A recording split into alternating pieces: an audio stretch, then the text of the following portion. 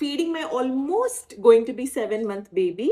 So ನಾನು one by one ಫುಡ್ನ introduce ಮಾಡ್ತಾ ಇದ್ದೀನಿ. ಟುಡೇ ವಿ ಹ್ಯಾವ್ ರೈಸ್ ಮತ್ತೆ ಪಂಪ್ಕಿನ್ ಜೊತೆಗೆ moong dal mix. Feeding him since a month ಇವಾಗ. ಸಿ ನಾಟ್ ಕಂಪಲ್ಸರಿ ದಟ್ ಇಷ್ಟೂ ಮಗ ತಿನ್ಬೇಕು. ಇದರಲ್ಲಿ ಒಂದು 3 to 4 ಸ್ಪೂನ್ಸ್ ತಿಂದ್ರೆ ಸಾಕು ಆಯ್ತಾ. ಅಂಡ್ ಒನ್ ಫುಲ್ ಇಷ್ಟೊಂದು ಕೊಡಲ್ಲ ನಾನು. ಐ ಜಸ್ಟ್ ಗಿವ್ ಸ್ವಲ್ಪನೇ, ಬಿಕಾಸ್ ಇವಾಗ ಡಾಕ್ಟರ್ಸ್ ಹೇಳಿರೋ ಪ್ರಕಾರ he should just swallow.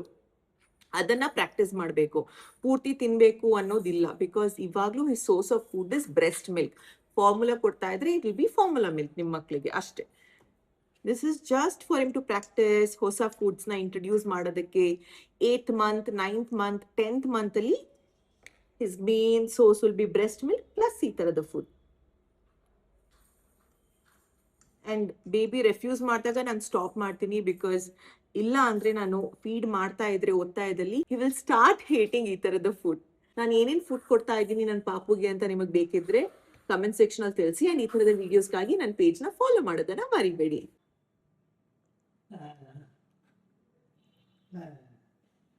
Yay! Thank you! Mama, mama, mama, mama.